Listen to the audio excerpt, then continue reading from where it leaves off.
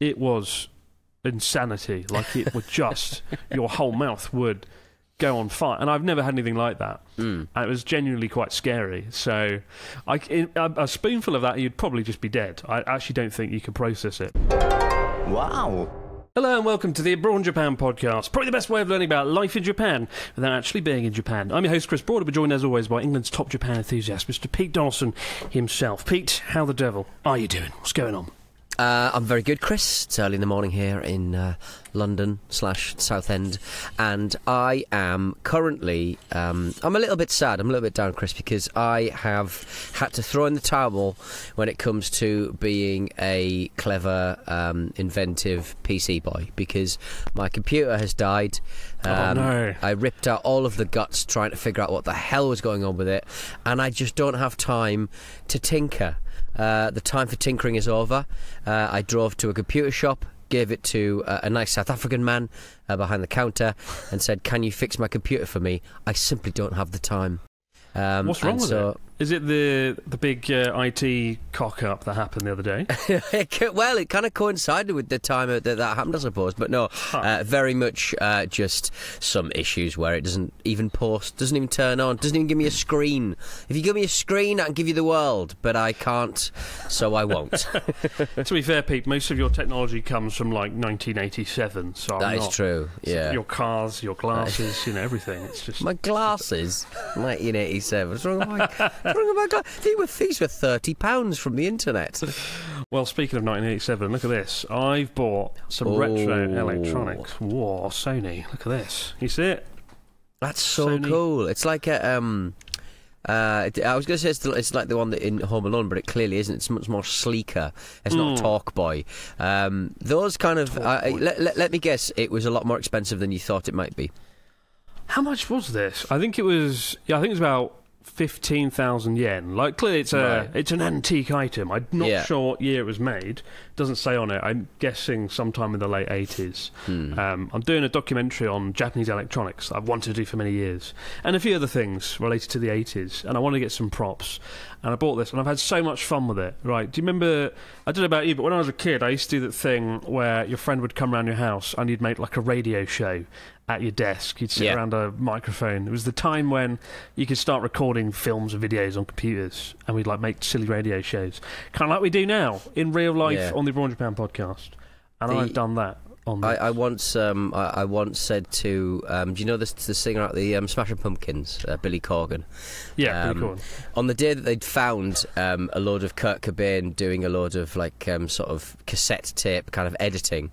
It's just him making like silly noise and stuff and doing like little tapes and stuff. I interviewed Billy Corgan with my partner, and Billy Corgan said, "Hey," I think Billy was just chatting at my partner, to be honest. But he was like, "Yeah, how do you guys do this? It's incredible." Like talking about us hosting something, and it's like, come on, Billy Corgan, you played Glastonbury and stuff. And he was basically saying, "Yeah, how do you do this? I used to do little radio shows on my cassette tapes when I was a kid." And I went, "Oh yeah, they've just found Kurt Cobain's cassette tapes doing that sort of thing." And I didn't actually know that they didn't get on, or rather Billy Corgan doesn't like Kurt Cobain, so he just went and then just kept on with my partner. They didn't get on. What happened? I want to know. I think it was a Courtney love triangle. Of course it is. A love triangle. Of course it is. Yeah. Well, this isn't as good as Kurt Cobain's in anything, but I was like dicking about with it. And what I love about it is you can talk into it, play it back instantly, and it instantly has that kind of retro analog feel. The audio's a little bit stuffed. It sounds a bit off. And there's a little switch on the side where you can like slow it up or speed it down. And I did a little recording of... It's sort of like the movie Alien meets Pete Donaldson. And here it is. Hopefully it sounds all right, playing into a microphone. Here we go. Captain's log, day 169. It seems the great Pete Donaldson has gone literally insane. He won't stop talking about ghoulish ice cream. Not sure what to do with him. Maybe I'll just hit him over the head with a stick and be done with it. Won't matter anymore. We're not getting out of here alive. Wait, there's something in the room. I can hear it. It's coming towards me. What is that? It's... Oh my God! You need need sound effects. You need crashing and banging. You need to bang some pans together. It's like something you'd hear in like Fallout or something. As you're sort of rolling around the map. Very, very good. How fun is that? And like, I just love when you play it and then you rewind it. You get the. Oh, lovely. There's something in the room. It's very detective-like. I think I've been working on a series called Detective Abroad. I can't remember what it was called. It only came out like 2 weeks ago. Abroad Detective Files? Abroad Detective. Something like that, anyway. And I thought that'll be the perfect tool for that as well. So, yeah, it's been fun. I've been having a bit of a creative resurgence, shall we say. Good. I'm back in the game. And also got this. This is an anamorphic lens. I won't talk about it long because people get bored by lenses, but it's a little... Oh, shit, it's broken now. So it's a little anamorphic lens. So you put that on your camera and it gives it kind of, again, a bit of an 80s look to it. A lot of films in the 60s, 70s, 80s were shot on anamorphic, so it gives your film sort of a wide look, and I don't know, it creates kind of lens flares. What it's most the sort of lens flare that you'd made me wipe off my webcam this morning before we started recording. Pete's dodgy webcam. Yeah, Pete's you don't need an anamorphic lens. Just spit all over your lens like Pete does every day. And you get it for free. That's absolutely fine.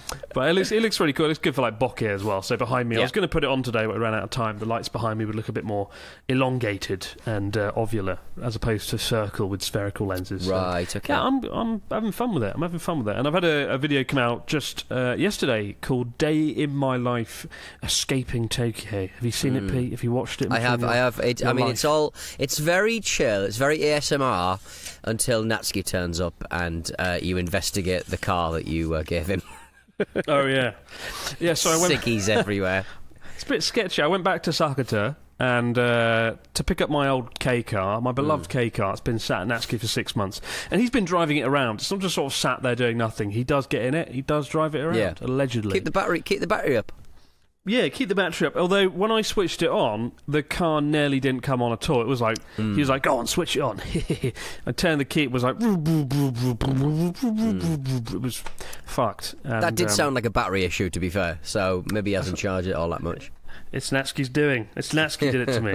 But it was nice. The day in the life video, you know, it's always nice to just do something simple, a vlog, right? And what made it for me was I just walked around town. I didn't really do much in it. I just walked around town.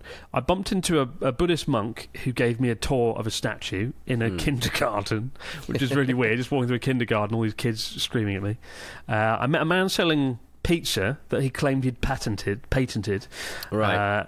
Which I don't know if it's possible to patent the concept of a piece of pizza wrapped in cardboard. So I don't know. It's a bit bizarre. It seems derivative. I don't think you're really probably going to get the patent for that. No. What I love about that man is whenever he's kind of like near Sakata Park. You walk up there or you cycle, whatever, and he'll just be like, "Oh, hello, do you like pizza? This is pizza. Eat my pizza." And I have had the same conversation with him every year for 3 years. He forgets me completely every time. It's like Groundhog Day of mochiaruki pizza, And we have the same conversation, and this time I thought, I'll film it.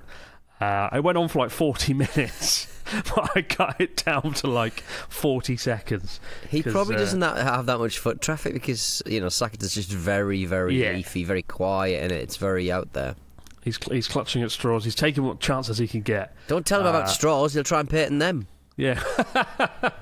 It's literally just a crepe. It's just a crepe with like cheese and bacon, and he's like, no, it's not a crepe, it's pizza. It's is it though? To be fair, the places like Osaka, you'll get people saying that they invented the Portuguese custard tart. So, you know, I think people are allowed to play fast and loose with patenting laws. That's true. It's, and also the most bizarre encounter I had was I was doing like test driving my now broken car. The engine just got working. I drove out into sort of the mountains, really remote area with like a waterfall, and this cyclist started cycling after me and waving, and I was like, "Oh my god, I'm going to be murdered! What's going on here?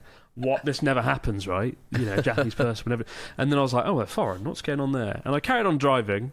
But like, they're being really persistent, and I was like, "Oh shit! Maybe I forgot something," because I stopped briefly at the waterfall to film some stuff. So I pulled over, and it turns out just a viewer, Malik, the German cyclist, was a viewer of Abroad in Japan, and he'd clearly watched a fair few episodes because he was doing a similar sort of route that we'd done. He was cycling from Kagoshima to Wakanai, the most northern point in Japan, where I had my ill-fated trip with Pete to go and find a broken mug or some nonsense 3 years ago. And it was a really nice encounter. He was a really lovely guy, and it's like an oven outside in Japan in summer. I don't know how he's doing it, right? Connor and I always do our cycles strategically in like spring or autumn. He's in the height of summer, going through the countryside. Seriously, take my hats off to him. He should have arrived at his destination now, because that was about 3 or 4 weeks ago. But if you're watching, Malik, I hope you're doing well. I hope life's treating you well in Hokkaido. But it's just those encounters, right, that make a trip kind of worthwhile. And it was simple video, but a lot of fun to film, and folks seem to have enjoyed it. So if you haven't watched it, check it out abroad in Japan. Get involved. It's got the Donaldson seal of approval. Just nice to see the car back. Nice to see it back on the road, to be honest. Back on the road, and I didn't actually take the car back. I decided to leave it with Natsuki, because I'm not driving to Tokyo with that thing all the way in a rickety little K car. We've got a story this week from Jake, who says, "Hello, Princely Pete and Courtier Chris. I was fortunate enough to spend the first 5 months of 2022 in Yokosuka for work. I'm a 6'8" 8-inch tall, 203 centimetre tall American guy, which is an important detail in this story. My God, that's very tall. That is big, isn't it? That is wrestler tall. That is. I mean, like when Americans kind of talk about their dimensions, they always start with weight for some reason. But at this point, Jake hasn't sort of given us that. So I'm imagining a very thin 6'8" beanpole of a man. I'm picturing Hagrid, but to be fair, if he's at Yokosuka, which is American military base, then I'm sure he's pretty fit. He's a fit young man. Right. I was in Kamakura one weekend and decided to do the Tenen hiking trail. It's a beautiful trail and it takes about 2 hours to complete. It was a lovely hike, and needing refreshment, I decided to get some lunch at a local cafe. When the owner saw me walk in, she let out a small cry before gasping and asking how tall I was. I told her my height was 6'8", and she let out another gasp with, "Oh, sugoi! Incredible." She ushered me over to a seat with a huge smile, took my order, and served me a delicious shrimp curry and a piece of crepe cake. It wasn't pizza then, it was an actual crepe this time. Not patented, is it? As I was getting up to leave, she waved me over and asked if we could have a picture together. This wasn't a particularly unusual request, so I agreed, and she took a quick snap on her iPad. Once she'd taken the photo, she started chuckling. She tapped my arm, pointed at the iPad screen, which showed an album. She tapped into the album. There was my thumbnail, along with lots of other very tall foreigners. Collected. She selected one and started scrolling through her photos. I'm now part of her collection. I just wish I knew the album's name. Have you ever been approached for photographs of people who didn't know who you were, but may have just been intrigued by you for some reason? Thanks for all the content, Jake, the tallest man in Yokosuka. Wow. I like that a lot. I mean, does he actually know? Does Jake actually know that he was definitely the tallest man in Yokosuka? Because you sort of think that. I guess did the woman in question have like little, like when you leave a Family Mart or a 7-Eleven or whatever in America, they always have like a little kind of height chart on the wall. So if somebody steals something, you can sort of say how tall someone is. And did like. Are they all standing in the same spot to sort of make it fair? I don't know. I did love this giant foreigner folder she's got. It's just weird. Why that, of all things? I mean, I remember a friend of mine used to work up in Yamagata teaching. He was like blonde hair, blue eyes, and people would sort of fawn over him and be amazed in his presence in a way that I just found baffling. I don't know why. I guess because it's quite rare to have blonde hair, blue eyes in Japan, but it's the only time I've seen something like this unfold, and it unfolded many times. It did. But yeah, I wonder what the name of the album was. Sugoi Gaijin. Sugoi Gaijin. Tall Gaijin. Bloody hell. Big Gaijins. Lovely. I'll tell you what's not Sugoi. Lots of children having their mouths incinerated by spicy crisps. That's a nice segue there, isn't it? There's a story doing the rounds this week of super spicy crisps landing students in hospital. Pete, fill us in on this debacle. I hope they're all right. I know we joke, but they all died, Chris. They all died. No, according to a police report, around 30 students were admitted to hospital after eating. 14 high school students in Tokyo were admitted to hospital after eating super spicy potato crisps. 30 of the students ate some fiery snacks after one of them brought them to school and shared them out. So a hit rate of literally almost half. That's a majority. First past the post. That's a majority. Get him in hospital with spicy mouth. A lot of them started complaining of nausea and acute pain, prompting emergency calls to the fire department and police. Fire department. How are they going to help, for crying out loud? Hose those mouths down. Get the hose in the mouth. So the company that made the snack, Isayama Corporation, they basically said, yeah, sorry about that, but we hope you feel better soon.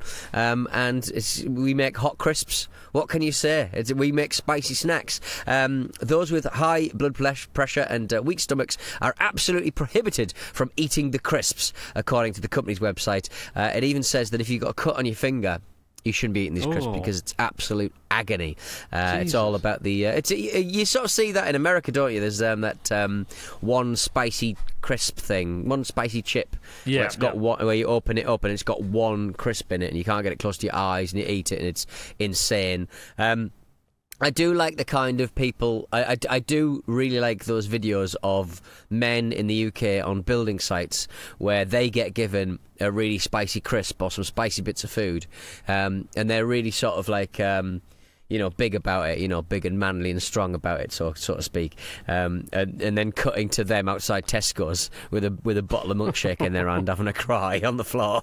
It's not to be trifled with. I don't know why anyone buys these things. I mean, I am awful at spicy things, right? I just avoid... The spiciest thing I've ever tried was 5 million Scavilles, I think. Right. And it was... Is that a lot? It is a lot, but luckily I had, like, an atom of the stuff. It was revenge, because I gave Jackie and Natsuki a Hot Ones spicy sauce called The Last Dab in Sapporo a few years ago. You weren't there, actually. Maybe it was after you left, or were you there? No, you weren't there. It was after you were there. Yes, and it was. And they had it, and they, it was quite the spectacle. Great video though, out on Cross Abroad. The video went viral actually. But Jackie wasn't so impressed. She decided to get revenge when we went to Okinawa to do Journey Across Japan. We went to her family's house, and she whipped out this it was wrapped in a crate with lead lining. We opened it up. It was like a chain you had to unlock. It was really theatrical, but it almost felt necessary because he sort of opened it. And it was this black tar-like substance, and a bit like Marmite. And we put like a little bit on a toothpick, like we're talking a tiny pinprick amount, and put it in your mouth, and it was insanity. Like it would just your whole mouth would go on fire, and I've never had anything like that. And it was genuinely quite scary. So a spoonful of that, you'd probably just be dead. I actually don't think you can process it. But I don't know why more people don't die of this sort of thing. I mean, you see these kind of like eating competitions and chili eating competitions in America and stuff, and you're like, I don't know why these people aren't absolutely perspired and then expired. Pretty seriously. Well, my dad used to be a big fan of brands such as Dave's Insanity Sauce and stuff like that, back when it wasn't really quite as prevalent in the UK, but there were all these like weird import sauces that were really hot, and I don't think he even liked them, to be honest. But when he used to come down in the morning for school and our breakfast, he used to work night shifts in the chemical plant, but he's basically Homer Simpson, and he's had a few different jobs, my dad. But he used to come home and he used to, after a shift, cook himself some tea. And it was just like the hottest sauce you've ever known to man. But because it would kind of like fill the house, it was like a ricin attack. You'd be like getting up and you'd be like, my eyes! My eyes are burning, for crying out loud. Horrible. Maniac. Your dad. Unbelievable. I mean, it's pretty worrying, the idea of Japanese school kids having this, because spicy food doesn't overly exist in Japan outside of, like, spicy ramen, tantan men. Which even then it's not too bad. It's quite hard to get spicy food in Japan, And I'm not surprised that things got out of hand with these school kids. This is getting out of hand. Out of hand. Part of me wants to try these crisps and give them a shot. Like I don't think they're the same crisps we had on the cycle. On the Cyclothon 3, I bought Connor like a box of Pringle-like looking crisps, and they were ghost pepper infused, and they were like the chips were completely red or black. I think they're complete like red black, and but they weren't that bad. And I wonder if it's this or something much worse. But there you go. I hope they're all right. Jesus, I mean, it's going to be a horrible trip to the bathroom, isn't it? But apparently, if you're ill and it absolutely destroys your stomach, these things can have like quite long and large-reaching effects, I think, over the years. So be careful, all right, everyone? Be careful. It's not big and it's not clever. Absolutely, and thank God we're in the country that has washlets, so you can spray yourself down and cool off after this nightmare. Jesus. We're back in just a moment, guys. Your stories, comments and questions over in the fax machine. Wow. And we're back with the fax machine. What have we got this week from our listeners, Mr. Donaldson? We got a message from Joanna. Hello, Colourful Chris and Pastel Pete. Recently, I received an unexpected gift, a freaking Famichiki travel bag. I laughed so much in opening it, I was surprised with the quality of the thing, with its inner pockets and plastic Famichiki zipper. It's just so good. Do you guys own any particular merchandise from Japan or anywhere else, that matter, that you hold dearly? Thank you for keeping the podcast going, Joanna.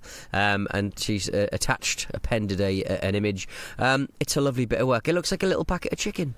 It's charming, isn't it? Yeah. I do wonder if Famichiki really pulled out all the stops. Family might have like branded like bags and socks and trinkets and shirts with their Famichiki logo. Which the slogan for Famichiki, if you've never seen it, it just says "I am chicken." Which it's not. It is chicken. It's not juicy chicken. It's just I am chicken. I am chicken. Hear me roar. Don't know how I feel about that, but I do want. I feel like I mowed royalties by Family Mart for kind of sharing Famichiki with the world, because I've never seen anyone push Famichiki more than I have, and I never really see anyone buy it. Whenever I'm at a convenience store, I'm like, who buys this chicken apart from me? Because it's always there. I never see anyone walk out. You buy it all. There's none left. It's probably me, isn't it? Yeah. Seeing your own reflection in the greasy little glass-fronted oven. Who buys this stuff? The guy in the reflection. It's just me. I need to have some. I haven't had some in a while. Maybe I'll treat myself after this. Well, you've changed your whole life. You since you went away for a bit. You've come back and you're getting up at 7 o'clock in the morning, nice and early. True. Early boy. True. We'll talk about that in the next podcast. Yeah. But I'm a changed man, guys. I'm a changed man for the next few days until my schedule gets screwed up. Well, we've got one story question from Rick from the Netherlands. He says, "Hi Chris and Pete. Last year in March and April, my best friend and I went to Japan as first timers. We did the Golden Route and loved every bit of it, but we're planning to visit Japan again for 3 weeks later this year and are undecided about where to go. Do you have any recommendations for regions or cities that I must visit for a second trip to Japan during this time of year? Keep up the great work, Rick from the Netherlands." I mean, Pete and I both travelled off the beaten path a fair few times. We know our way around. I would say Matsuyama, because not enough people go to Shikoku. Matsuyama's a beautiful city. There's a Matsuyama castle sort of perched on this mountain in the middle of the city, and I can't think of any other place in Japan that has that. It's very kind of, I don't know, very cool and trippy. And Mount Aso and the Aso volcano in Kyushu is otherworldly. I really want to go back. It's been, 3 years, I think. 3 years, Jesus, since Too Much Volcano. I've got to get down there and really take beautiful area. Really beautiful area. I mean, I'd wait till it's a bit cooler, but really stunning area down there. Where would you recommend off the beaten path? Yeah, I'd sort of explore your Niigatas and your Kanazawas, maybe. Just sort of head north of Tokyo and maybe do that coastal route, because it's not something people do a hell of a lot, because it's not really got, it's not really got the big kind of UNESCO World Heritage sites, but it's still really beautiful. And if you're looking to avoid the dreaded tourists, why not head up there? I'd definitely at this time of year, I'd probably go as far north as possible. I'd go as close to Russia as I could. Yeah, I mean, most years in August I try and get out the country, go back to the UK. This year I'm not, and it's just unfortunate, because you go outside and after 3 minutes you're like, this is shit. I can't come outside because your whole body is sweating. You feel dehydrated. It's really, unmistakably brutal, and I think it's hard to convey that until you've experienced it. You know what 35 degrees with 80% humidity feels like. But I've been looking at going to Hokkaido maybe, where it's a bit cooler, and that's actually more like 20 degrees, 25 degrees, a bit more bearable. But yeah, for March and April next year, get yourself down to Kyushu and Shikoku, underrated and underexplored regions of Japan. We got one last question from Gregory from Liverpool. He says, "Hello, Chris and Pete. In August, I'll be going to Japan for the first time ever. And one of my favourite things to do while on holiday is to take lots of pictures on my camera or phone. However, with the recent controversy in Japan around tourists taking photos, I'm worried I might end up annoying or angering the locals if I'm not careful. Is there anything specific to Japan or the Japanese that I should be mindful of when taking photos as a tourist, e.g. things I should never take photos of? Best wishes, all the best. Gregory from Liverpool." I mean, there's not really any controversy about taking photos. There's the Mount Fuji sort of situation where folks are going to like a convenience store and swarming a convenience store and sort of creating problems for the town. But outside of that, there's not that any issues. There's no problem. Don't worry about it. Obviously, if you don't go down the street sticking a camera in a geisha's face or a Michael's face and ruining their day. Other than that, you're fine. The only place you can't really take photos, number one, shrines. Some shrines, where you do the donation and you clap and pray. Yeah. You're not allowed to film past there into the shrine, into the temple itself. And the second place, some shops don't like photos being taken. And you'll see a sign being like, no photos. Strip clubs? And strip clubs. Don't take photos in there as well. But outside of those three, you're fine. If you're thinking about not upsetting people, you'll probably be fine. The problem tourist people are the people who don't even think about doing the right thing. Yeah, of course. Yeah, really don't worry about that. Don't worry about that. And you'll be fine, Greg. Have a great time, though. Keep the stories, questions, comments coming in to Abroad Japan Podcast at gmail.com or right away in the comments below here on YouTube. But for now, guys, have yourself a great few days, and we'll see you right back here to do it over again on the Abroad Japan Podcast. Bye for now. Bye-bye.